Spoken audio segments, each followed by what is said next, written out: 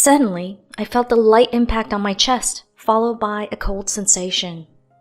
Someone had thrown water at me, and the act was caught on camera. I was celebrating my 65th birthday with my family. As I thought about turning 65, I couldn't help but feel that time had passed quickly. Now, I've reached the midpoint of my 60s, and in just 5 more years, I'll be 70. It's strange to think about, even though it's my own life. Sure, I've aged, but I'm still healthy, and while my physical strength may have declined compared to my younger days, I feel mentally strong and full of energy. In terms of appearance, I like to think that I look younger than others my age, though that's just my personal opinion. I'm fortunate to still be able to work, feeling fulfilled each day. My job involves preparing meals for our university dormitory. I joined a company that provides catering services and was assigned to this dormitory. Feeding these young people with hearty appetites has been a pleasure. I decide the menu, order the ingredients, and cook the meals myself. I've never found this job to be a burden. It's hard work, but seeing them eat my food with such enthusiasm and hearing them say thank you makes it all worthwhile. I've turned down several offers for reassignment and have continued working here even after retirement age. Although my work schedule is now more flexible, I still spend most of my week at the dormitory. I'm deeply grateful for my husband and son's understanding and support, which have made this possible. I consider myself truly blessed to have such a wonderful husband and son. Mom, happy birthday. I hope you stay healthy forever. My 25-year-old son Brian handed me a birthday present while saying something sweet. As we gathered around the slightly more extravagant dinner table, I felt nothing but happiness. When the fun celebration was coming to an end, Brian spoke up. Actually, Mom, Dad, there's someone I'm thinking of marrying. What? Since when have you been seeing someone? I had no idea. I kept it a secret pretty well, huh? You're like a secret agent or something. A secret agent? That's not a very good analogy, Dad. A spy or something would have been better. My husband, Jack, always tries to lighten the mood, but his sense of humor is a bit off. Unfortunately, Brian seems to have inherited this trait, which leads to somewhat awkward moments. Neither secret agent nor spy quite fits the bill. I'm surprised, but it's wonderful news. So, what's she like? Brian works in sales for a food distribution company. He met Mary, his girlfriend, through business dealings with a company that makes prepared foods. She works in product development, coming up with new ideas for things like side dishes. She's really creative, Mom. I think you two would get along. It sounds like we might. Brian wanted to introduce Mary to us, so we tried to find a suitable time. Unfortunately, my husband's schedule didn't line up, so he'd have to meet her another time. That's too bad. I was really looking forward to meeting Brian's future wife. I even had some ideas to liven things up. Hearing this, I was actually relieved that my husband couldn't attend. Whatever he had in mind was probably off target, so it was best not to ask. When I first met my husband, he surprised me with an outlandish act, so I wouldn't be surprised if he had something similar planned. More than 30 years ago, I met him at a group date organized by a friend. There were supposed to be 3 men and 3 women, but one of the men was running late. The man who was late turned out to be my future husband. Sorry to keep you all waiting. When he finally arrived, he waved to us, and as he did, his hand fell off at the wrist. The women, including myself, screamed in shock. The 2 men who had arrived earlier seemed used to this and just chuckled. Whoops, there goes my hand. But don't worry, it'll grow back. He bent down to pick up the hand, then pulled out his real hand from inside his sleeve. Gotcha! Did I surprise you? Wasn't that fun? It was just a prank, but instead of finding it amusing, we were simply startled. My first impression of Jack was that he was a strange person, and I never imagined that I would end up dating, let alone marrying him. I still remember that day clearly, and my husband's love for pranks didn't end there. On the day of our wedding, he pulled another stunt just before the reception. He suddenly disappeared without a trace. I sat at the table, filled with worry and anxiety, wondering what had happened to him. The guests were starting to murmur among themselves, and I felt more and more uneasy. Just when I was on the verge of tears, a server approached me from behind and poured a beer into my glass, saying, "Relax." At a moment like this, how could I possibly relax? When I turned around, I was shocked to see that the server was actually my husband, dressed in the venue's staff uniform. "Allow me to serve today's star, my lovely bride. Nothing makes me happier than seeing my bride smile." My husband struck a pose, grinning from ear to ear. No one in the room knew what to make of the situation, but his friends, who were familiar with his antics, started clapping and cheering. This encouraged the other guests to join in, and the awkward silence finally turned into laughter. If it weren't for his friends' support, I'm sure the guests would have been appalled by my husband's foolish behavior. Although he considered the prank a great success, I couldn't help but think that his energy could have been better spent elsewhere. Instead of feeling joy on our wedding day, I was left with an uneasy feeling. We had hired a videographer to record the wedding, but I was unable to smile during the reception, so the video shows me looking anxious. Despite his childish pranks, marrying my husband turned out to be the best decision of my life. If there is such a thing as a fateful encounter, then meeting my husband was certainly one of those moments. When we got married, I was already 35 years old, and he was 5 years older. It was the first marriage for both of us. I hadn't really been interested in getting married because I was so focused on my career, and I hadn't met anyone special until I met my husband. Given my age, I wanted to have children as soon as possible. I knew there were risks associated with having a baby later in life, and I hoped to conceive quickly and have a healthy pregnancy. But having children isn't something that always happens as planned. We struggled to conceive, and as the years passed, my anxiety grew. After 5 years, I was beginning to accept that it might not happen for us.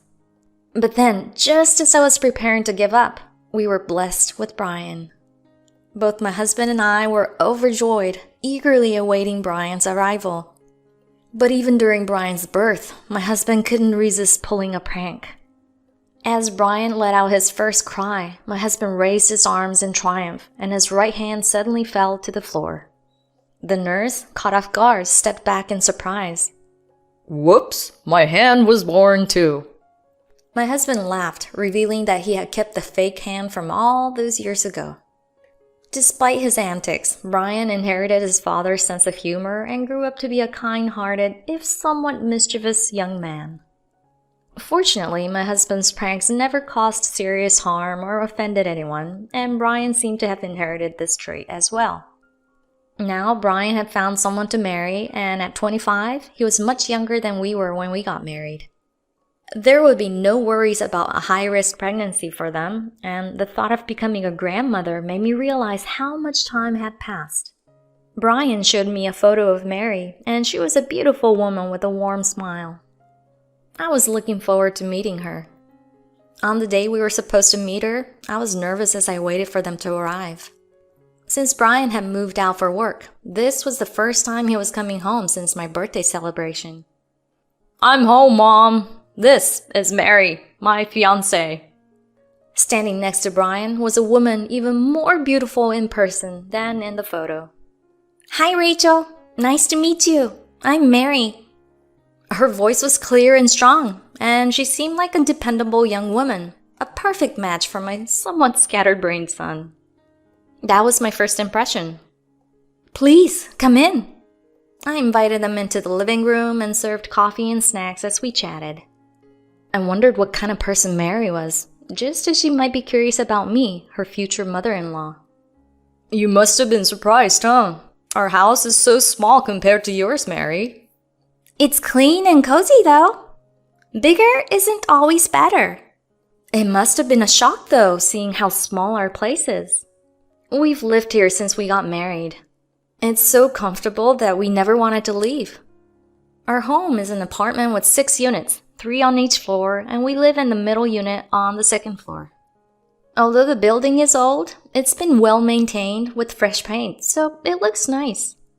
But when Brian told me about Mary's family home, which was a grand mansion, I couldn't help but feel a bit insecure. Her father is the president of the company she works for. Marrying her, a company president's daughter, a far cry from our modest lifestyle.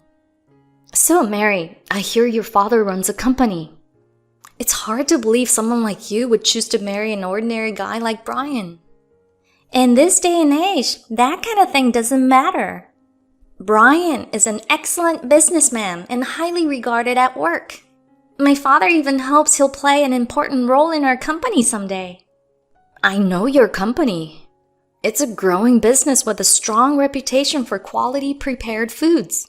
I have heard you're the one responsible for developing those delicious products. When I mentioned Mary's work, Brian immediately chimed in, looking proud. That's right. Mary's creativity and originality are incredible. I think she's on par with you, Mom. For a moment, I thought I saw Mary's expression change, but it was so brief that I dismissed it. I've heard you're in the culinary field as well.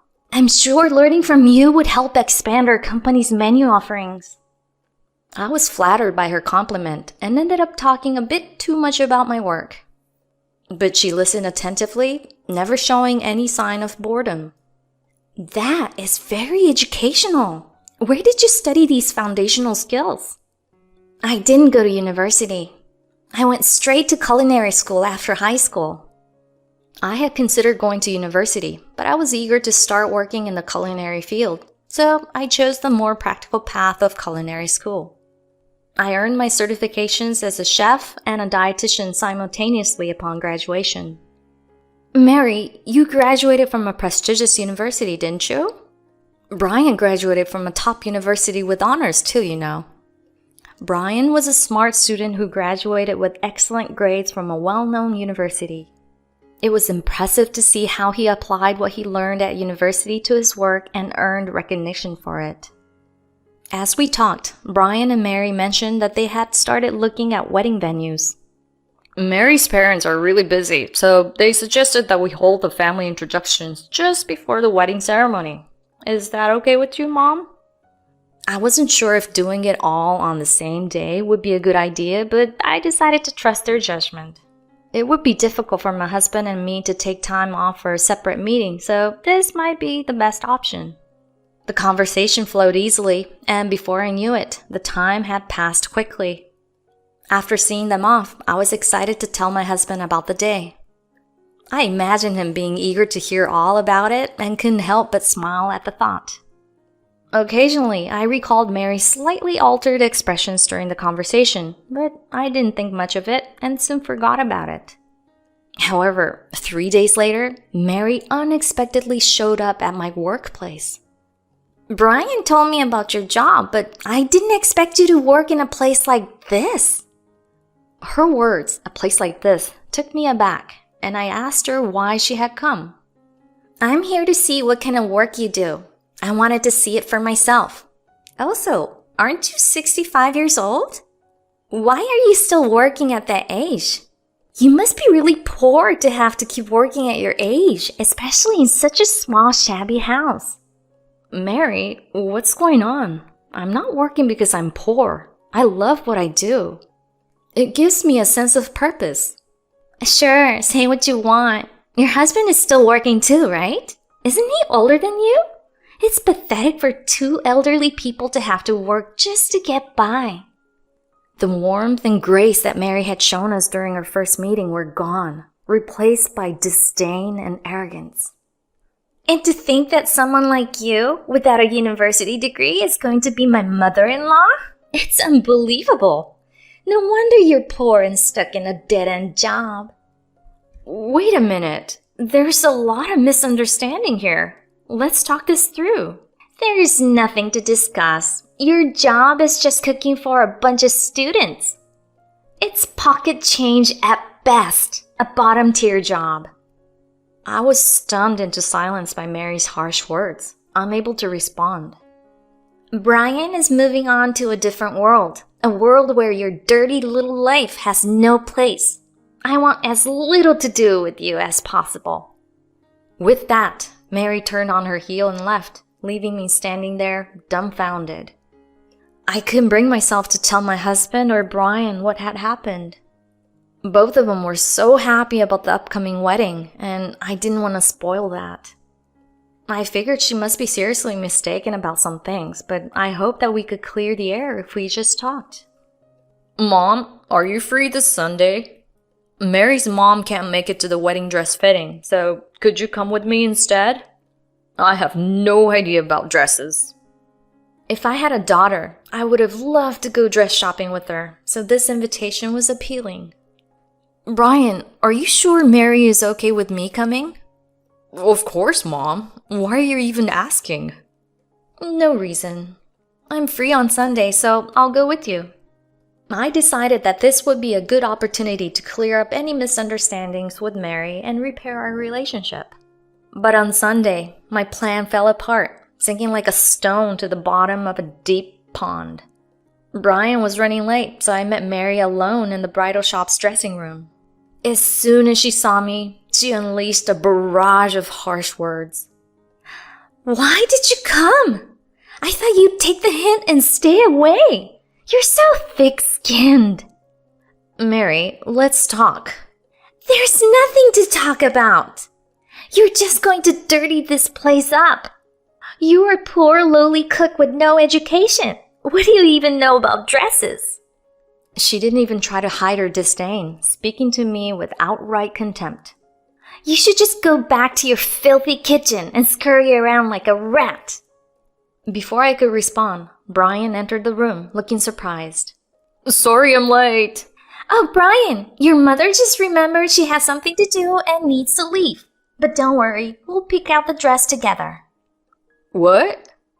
Mary's lie was so smooth and natural that I couldn't even refute it. I had no choice but to go along with it and leave, supposedly due to an urgent matter. I've heard that some people can be very self-centered and unable to see things from others' perspectives, and Mary seemed to be one of those people. I began to worry if Brian would be okay with someone like her, but he didn't seem to notice her true nature. Meanwhile, the wedding plans continued, and invitations had been sent out. The wedding day was fast approaching. A week before the wedding, Brian came home saying he wanted to eat my homemade food. This is it. This is the taste I grew up with. I think Mary could really benefit from learning this too. It had been a while since I'd seen Brian enjoy my cooking like this, so I was glad I'd put effort into it. Oh, and yesterday, Mary and I tried something different. We went to a fortune teller for the first time. A fortune teller? Yeah, I don't know why, but we decided to try it out after dinner. The fortune teller said that the day of our wedding is the peak of my luck, but leading up to it, I'm in a low period. So she advised against doing anything significant until the wedding day itself. Brian and Mary had planned to register their marriage at the local government office before the wedding, but the fortune teller advised against it, saying it would be better to wait until the wedding day. I usually don't take these things seriously, but she was so adamant that it made me reconsider, so I think I'll follow her advice. Mary wasn't too happy about it, but I think it's easier to remember if our anniversary and wedding date are the same. We laughed about it, but little did we know that we would soon be grateful to that fortune teller. The day of the wedding was blessed with perfect weather. However, despite searching everywhere, I couldn't find Brian, and my husband had also disappeared. I was starting to worry, especially since the family introductions were supposed to happen soon. While I was walking around, trying to figure out what to do, I suddenly ran into Mary, dressed in her wedding gown. "Mary, you look beautiful. By the way, have you seen Brian?" Because of what she had done to me, I didn't feel comfortable speaking to her, but I needed to find Brian. "Who knows? He seems to have vanished. But more importantly, why are you even here? Can't you take a hint? You're really stupid. This is why people with no education are so annoying." Mary's voice echoed through the empty hallway, but no one else was around except for a few staff members going about their work. You're so annoying. I'm so sick of you. Just then, I felt a light impact on my chest, followed by a cold sensation. Oh, did you get splashed? You should be grateful. It'll clean up that shabby outfit. Mary had thrown the water from the glass she had holding at me. The water soaked my clothes, the coldness seeping into my skin. Maybe now you look a little cleaner. Mary laughed hysterically, relishing her own cruel joke. But I couldn't hold back my anger any longer. I won't say this again. I am proud of my job, preparing meals for thousands of students. I am nothing like you, and being in your presence is degrading. Just then, someone stepped in between us, and to my surprise, it was Brian. Mary, what the hell are you doing? I had no idea you were like this. Have you been deceiving me all this time? Brian, wait! This isn't what it looks like! And what's with your outfit? Brian was dressed in a staff uniform from the venue. I dressed up like this to surprise you, but I'm the one who got the surprise. This is a nightmare. As Brian and Mary argued, a middle-aged couple suddenly burst out of the room next door. Dad? Mom? What on earth are you doing? Mary's father looked shocked, and her mother stared at her in confusion. I didn't do anything! She's lying! Mary tried to blame me, but Brian wasn't having it. Don't even try, Mary. The whole thing was caught on camera. Everyone's been watching in real time. Brian pointed to a staff member holding a small camera, but as I looked closer, I realized that the person holding the camera was my husband. What are you doing in that outfit? Brian answered for him.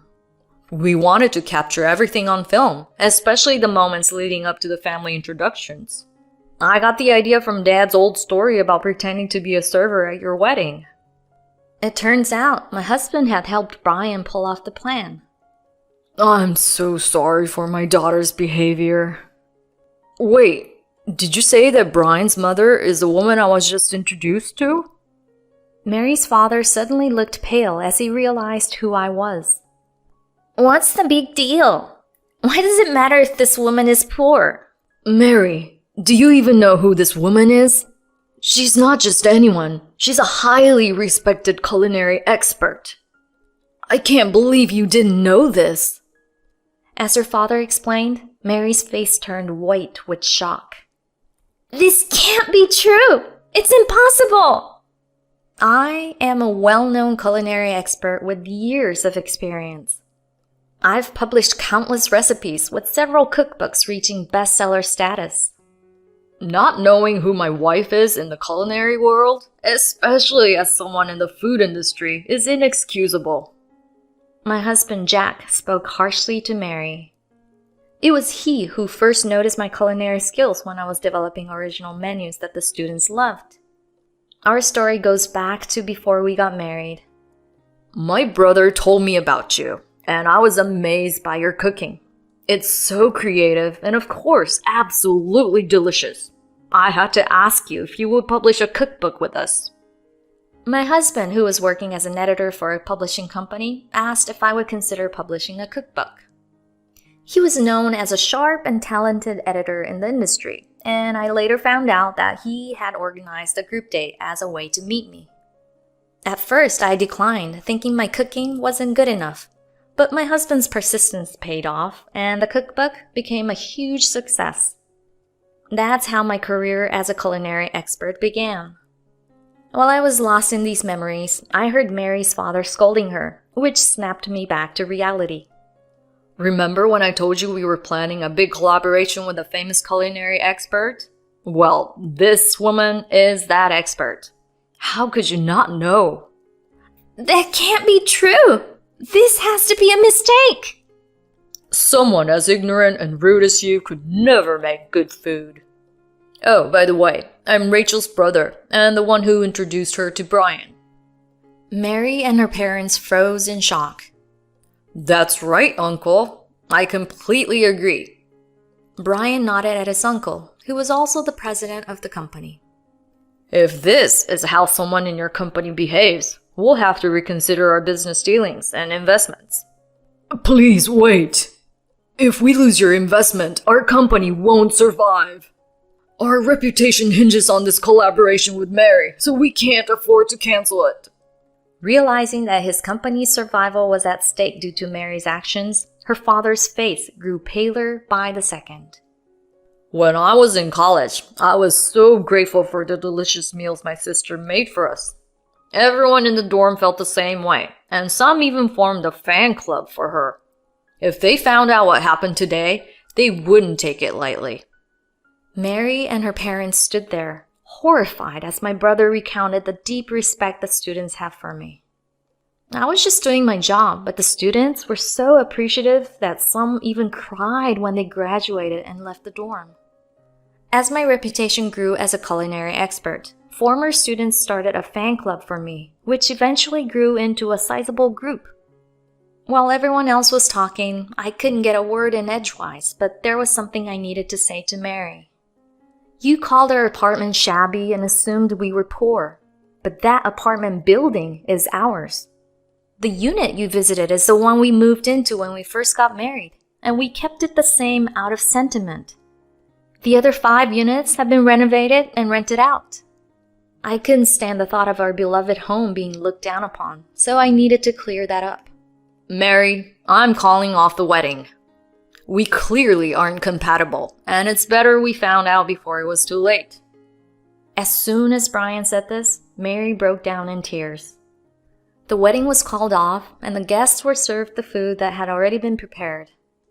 The monetary gifts were returned, and Mary's father covered the wedding expenses, which she would have to pay back gradually. She was also fired from her job and sent to work at a relative's lodging facility.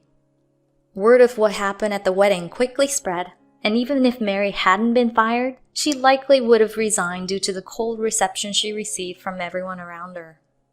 While the situation was unfortunate, Mary's father took responsibility as a company president and imposed the appropriate consequences on her. Because of that, I decided not to cancel our collaboration, and my brother continued the business relationship with their company. Without her, there would be fewer concerns moving forward. Although I hadn't told Brian, I went to visit the fortune teller who had advised him to oppose their marriage registration. I wanted to thank the fortune teller for her guidance. Oh, so that young man was your son? I'm glad I could help. You know who I am? Yes, I was one of the students who enjoyed your meals at the dorm. I'm also a member of the Rachel fan club. The fortune teller had been a corporate executive who retired a few years ago and turned to fortune telling as a hobby. It's amazing how connected we all are in this world. I hope that Brian will move on from this experience and continue to grow. He's still young, and I'm sure he'll find a suitable partner in the future. My brother wants Brian to take over the family business someday, but he hasn't told him yet. He wants Brian to focus on honing skills first, without any distractions. I'm currently busy working on a new cookbook for my husband's publishing company, but I still make time to visit the dormitory regularly. The dormitory is where my culinary journey began, and it continues to inspire me every day. Today, I stand in the kitchen, thinking about what dish to prepare next to delight the students.